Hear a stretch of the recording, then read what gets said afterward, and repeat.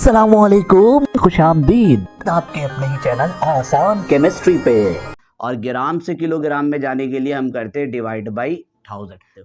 बोलो कि सर इतना तो हमें ही पता है, इसमें कौन सा ट्रिक है, कौन सा बहुत बड़ा आपने चीज़ बता दी है। 1000 से डिवाइड और मल्टीप्लाई हमें ही पता है। जुगाड़ क्या है जिससे आप कभी भूलो कि वर्ड है, अगर ये आपको याद रह जाए, कब मिलोगे, वरना 11वीं 12वीं इवन के यूनिवर्सिटी लेवल में पहुंच जाते हैं। एक ऐसा चीज़ है ना कि डिवाइड और मल्टीप्लाई 1000 सबको याद है। लोग ग्राम को ना जीएम का सिंबल के साथ यूज़ कर लेते हैं कि जीएम, क्या ये दुरुस्त है? तो ये दुरुस्त नहीं है। अच्छी कंफ्यूज हो जाते हैं बाज़ औक़ात कि वो सेंटीमीटर क्यूब को मान सोचते हैं कि लीटर है, या डीएम क्यूब हमारे पास लीटर है, निकल जाता है जहन से पेपर के दौरान। तो एक बड़ा आसान सा तरीका है, दिल डेंटल मेडिकल कॉलेज, वो अभी ग्राम से किलोग्राम में था कि कब मिलोगे, इसका जो निमोनिक्स है वो है मुझे मिलने दो। स्टेट्स ऑफ मैटर कितने होते हैं? प्रीवियस मैटर के स्टेट ज़्यादातर का जवाब हमारे पास आता है कि भाई 3 होते हैं, और अगर जाओ तो 5 तो ये नज़र आ गया, क्या 6 7, क्या 7 ही स्टेट्स ऑफ मैटर है? तो 7 नहीं है, 7 से और ज़्यादा है। अस्सलाम वालेकुम, क्या हाल है? उम्मीद है खैरियत से होंगे। अल्लाह पाक हम सबको अपने हिफ्ज़-ओ-मान पे रखे। अच्छा, प्रीवियस लेक्चर हमने कन्वर्जन तक के लिए छोड़ा था कि कन्वर्जन हमने कहा था इस वीडियो में हम उसे करेंगे, या सारे निमोनिक्स वगैरह ट्रिक्स वगैरह ट्रेलर में आप लोगों ने देख लिया होगा। तो हम स्टार्ट करते हैं कन्वर्जन को। अच्छा, अब हम कन्वर्जन करेंगे इसके अंदर कि किलोग्राम से ग्राम में कन्वर्ट करेंगे। तो अब किलोग्राम से ग्राम में कन्वर्ट करने के लिए एक हमारे पास प्रोसेस है, ये केजी टू ग्राम, ठीक है, और एक यहाँ पर हम करेंगे ग्राम टू केजी। अब सबको आइडिया है कि इन दोनों का जो कन्वर्जन है किलोग्राम से ग्राम में जाने का वो होता है 1000। ये तो कंफर्म है, ये ग्राम से किलोग्राम जाएंगे तब भी हमारे पास कन्वर्जन क्या है? 1000 है। अब कब मल्टीप्लाई करना है, कब डिवाइड करना है, ये बाज़ों का जहन से निकल जाता है। तो किलोग्राम से ग्राम में जाने के लिए हम करते हैं मल्टीप्लाई बाई, ठीक है, मल्टीप्लाई बाई 1000। और ग्राम से किलोग्राम में जाने के लिए हम करते हैं डिवाइड बाई 1000। जैसे अगर कहीं पे लिखा हुआ है कि भाई 5 केजी है, तो जो वैल्यू केजी में है वो 5 मल्टीप्लाई बाई 1000, तो ये आपका बन जाएगा 5000 ग्राम। ये आपने ग्राम में कन्वर्ट कर दिया। अगर वैल्यू ग्राम में है, जैसे अगर 3 ग्राम है, ये चलो ये बहुत कम हो गया, हम इसे कर लेते हैं 500 ग्राम। अब आपको इसको कन्वर्ट करना है किलोग्राम में, तो आपने 500 को 1000 से डिवाइड करना है, तो ये चले जाएगा केजी में। जब इसे डिवाइड करोगे तो फाइनल आंसर जो आएगा वो होगा ये 0 पॉइंट, या तो 1/2 लिख सकते हो, या तो इसको आप लोग 0.5 केजी लिख सकते हो। बोलो कि सर इतना तो हमें ही पता है, इसमें कौन सा ट्रिक है, कौन सा बहुत बड़ा आपने चीज़ बता दी है। 1000 से डिवाइड और मल्टीप्लाई हमें ही पता है। जुगाड़ क्या है जिससे आप कभी भूलो नहीं, एक वर्ड है, अगर ये आपको याद रह जाए, कब मिलोगे। अब कब मिलोगे करो, या कब मिलेगा करो, या कब मिलेगी, कब मिलोगी, जो आप करना है। अब इसको आप लोग करो इंग्लिश में ट्रांसफ़र। अब ये वो वाला इंग्लिश नहीं कि व्हेन डिड यू मीट। आपने रोमन जैसे लैंग्वेज आप इस्तेमाल करते हो मोबाइल वगैरह में, तो ये हुआ कब, MILO, कब मिलोगे। अब देखिए, के से आ रहा है किलो, याद रखने का तरीका है, और जी से आ रहा है ग्राम। किलोग्राम से ग्राम में जाने के लिए एम से जो चीज़ आता है, एक याद करने का तरीका है, आपको याद रह जाता है कि किलोग्राम से ग्राम जब आगे जा रहे हैं तो बीच में जो लाइन आ रहा है उससे, तो आप देखिए किलोग्राम से ग्राम में जाने के लिए हम क्या कर रहे थे? मल्टीप्लाई, वहाँ भी देख लो और यहाँ भी देख लो। अब कोई पूछेगा सर वापसी का क्या ट्रिक है? तो भाई सिक्के के 2 पहलू है। अगर सिक्का उछाला, अगर हेड नहीं आया, मैं कह रहा हूँ कंफर्म है कि हेड नहीं आया, तो अब दूसरा ऑप्शन क्या है? टेल आएगा। तो अगर जाने का रास्ता हमारे पास मल्टीप्लाई है, तो वापसी का 100% हमारे पास डिवाइड होना चाहिए। तो ये एक न्यूमेरिक्स टाइप का है, मेरा अपना ही बना हुआ है कि ताकि याद करने बच्चों के लिए आसानी हो जाए, वरना 11वीं 12वीं इवन के यूनिवर्सिटी लेवल में पहुँच जाते हैं। एक ऐसा चीज़ है ना कि डिवाइड और मल्टीप्लाई 1000 सबको याद रहता है, ये वैल्यू हमारे ज़हन से निकल जाए डिवाइड और मल्टीप्लाई का। अच्छा, एक छोटा-सा एरर है, वो भी हम सही कर लेते हैं, बाज़ औक़ात गलती हो जाती है। कुछ लोग ग्राम को ना जीएम का सिंबल के साथ यूज़ कर लेते हैं कि जीएम, क्या ये दुरुस्त है? तो ये दुरुस्त नहीं है। पेपर में भले इसके मार्क्स नहीं कटे, लेकिन आपने कोशिश करना है कि आपने सही लिखना है। देखिए, ग्राम जो सिंबल है, इसका जो यूनिट है, नॉर्मली इसी के अंदर से निकल के बनता। अगर जीआर बनाएँगे तो GR जो सिंबल है ये ग्रेन्स के लिए है, ग्रेन्स का सिंबल है, तो आप ये यूज नहीं कर सकते। बड़ा GM क्या ये यूज कर सकते हैं? तो नहीं कर सकते हैं। ये जो आपका जो 13 गीगा और मेगा वगैरह, तो उसके अंदर गीगा का ये सिंबल है और M मीटर के लिए है, तो ये गीगा मीटर हुआ, तो आप ये भी इस्तेमाल नहीं कर सकते हो। बात आती है छोटा GM सर इस्तेमाल कर सकते हैं, तो छोटा GM भी आप इस्तेमाल नहीं कर सकते हो। ये होता है ग्राम मीटर के लिए, G4 ग्राम और M4 मीटर।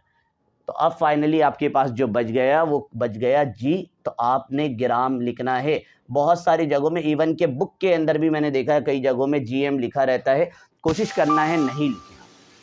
जब एक चीज़ आपको सही बताया जा रहा है तो आप सही जगह पे फॉलो ही करो।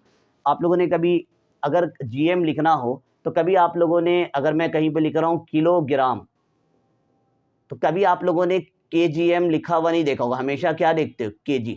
अगर ग्राम का सिंबल GM है तो फिर यहाँ पर भी आपको लिखना चाहिए। तो यहाँ से भी क्लियर हो रहा है कि भाई किलोग्राम का सिंबल में KG और ग्राम में सिर्फ और सिर्फ क्या आता है? G आता है, M नहीं लगाइएगा।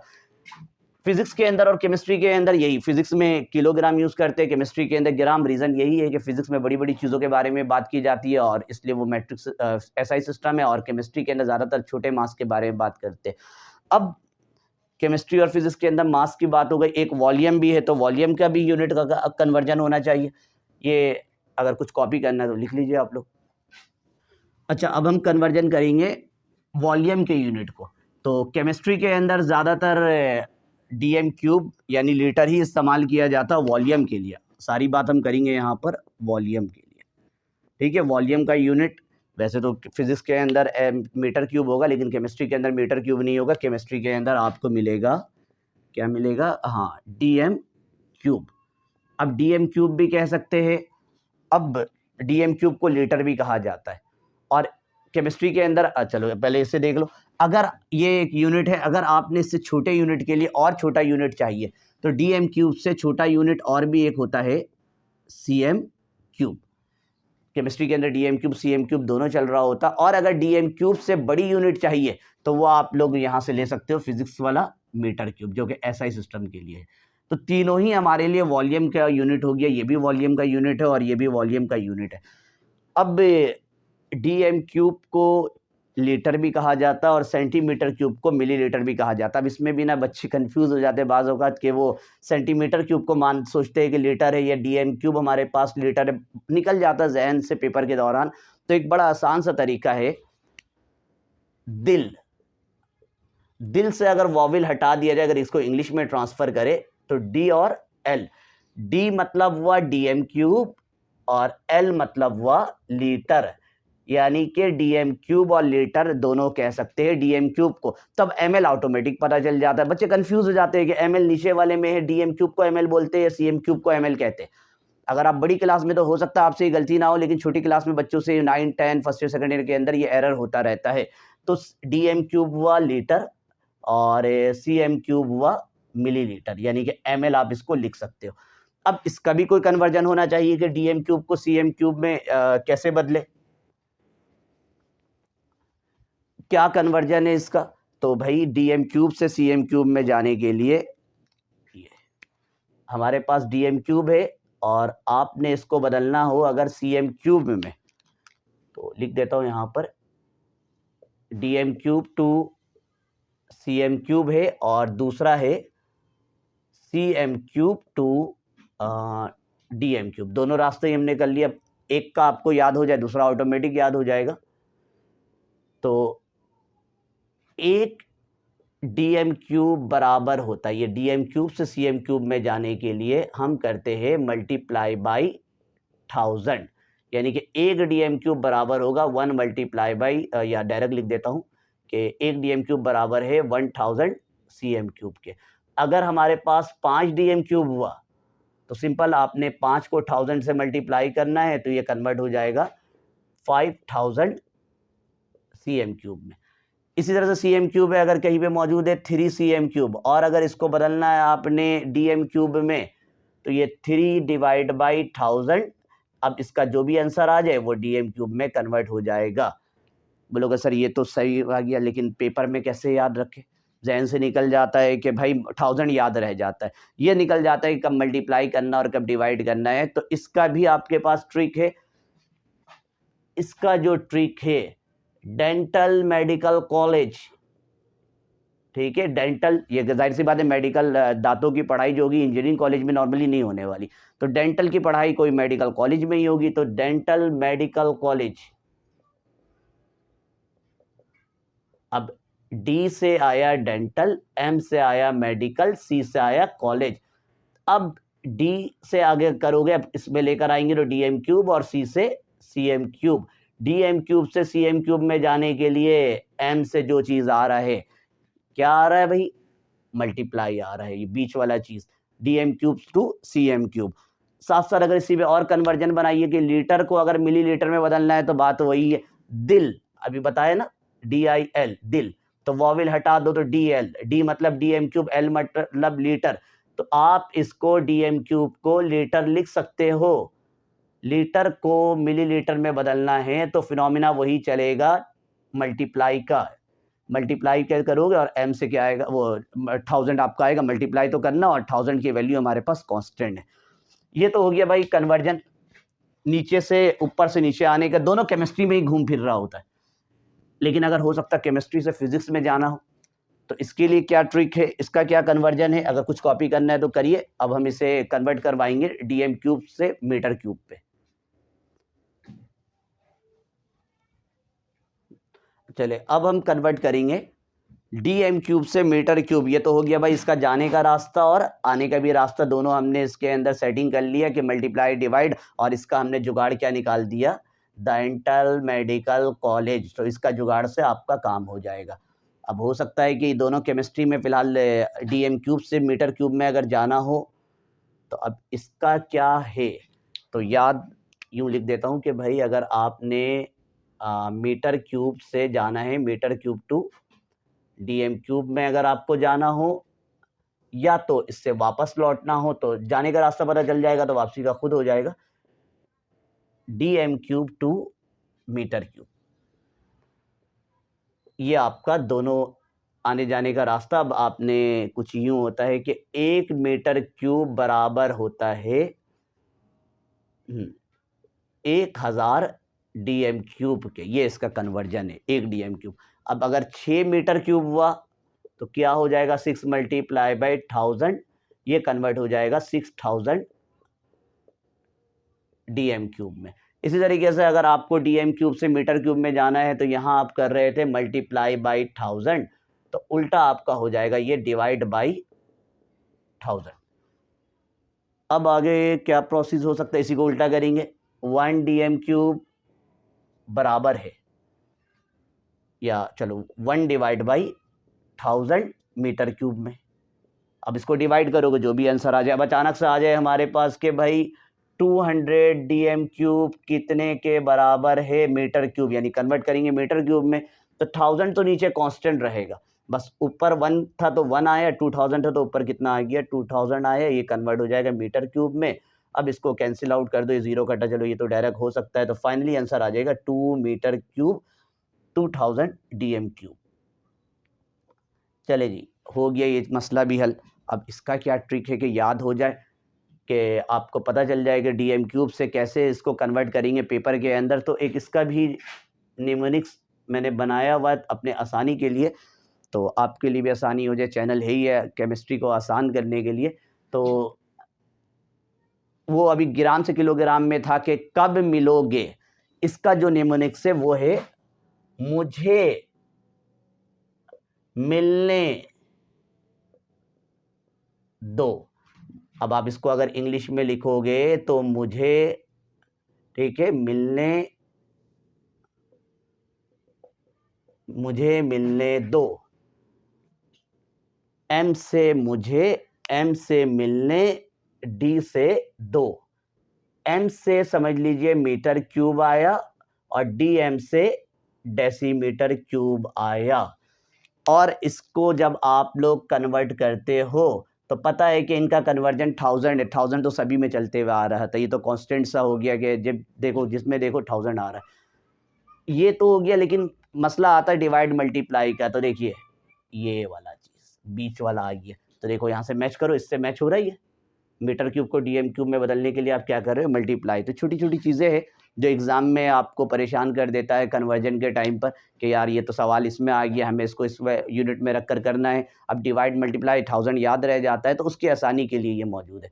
तो इसे आप लोग लिख लीजिए। अब हम एक आखिरी चीज़ में बात करेंगे, स्टेट्स ऑफ मैटर कितने होते हैं। प्रीवियस वीडियो में छोड़ा था, जिन लोगों ने नहीं देखा उसके अंदर एक वीडियो है कि केमिस्ट्री साइंस का ब्रांच नहीं है, केमिस्ट्री जो है फिजिकल साइंस का ब्रांच है, इसकी पूरी चीज़ें मौजूद है। अगर आप वो वीडियो देखना चाहो तो उसका लिंक डिस्क्रिप्शन में भी ऐड कर दिया है, देखना चाहो तो आप देख सकते हो।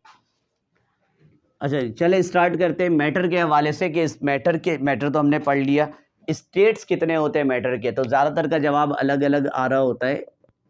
स्टेट्स ऑफ मैटर, ठीक है। मैटर के स्टेट ज़्यादातर का जवाब हमारे पास आता है कि भाई 3 होते हैं सॉलिड, ठीक है। एक उनका जवाब आता है लिक्विड और एक आता है गैस। तो 3 नहीं है, 3 से ज़्यादा है। अब कोई और आगे बढ़ रहा हो तो उसके दिमाग में प्लाज्मा, जो आपके दिमाग में चल रहा है, बिल्कुल ठीक है। एक और है प्लाज्मा, ठीक है। ये भी आप पढ़ाया जाता ज़्यादातर हर जगह ही। अच्छा प्लाज्मा के अलावा एक और भी आपके दिमाग में शायद आ रहा हो, अच्छा BEC, ठीक है। ये बोसन या बोस आइंस्टाइन कंडेंसेशन,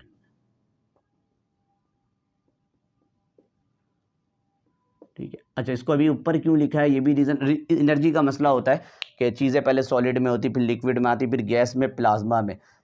लेकिन सॉलिड से पहले का ये स्टेट के हिसाब से है कि ज़्यादा टेम्परेचर के डिपेंड की वजह से होता है। तो टेम्परेचर के हिसाब से बढ़ रहा है, तो BEC का जो टेम्परेचर होता है नॉर्मली सॉलिड से भी कम होता है, इसलिए मैंने ऊपर लिखा।